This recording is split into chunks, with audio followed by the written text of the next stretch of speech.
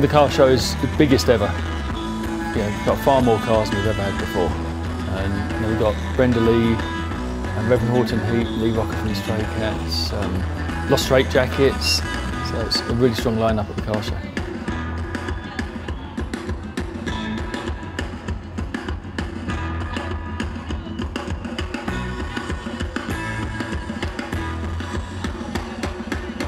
It's been amazing.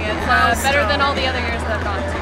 It's huge. There's so many more people here than there were just 4 years ago. It's our first time. It's our first time in Vegas as well, so it's our first time here for Viva. Fantastic so far. Excellent. We're definitely coming back for it. Yep. Absolutely, absolutely excellent. There's nothing like it in the world.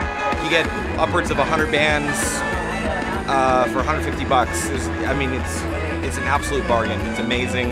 People are amazing. The outfits are amazing. The bands are amazing. The dancing is amazing, which for me is my favorite part. I love to dance.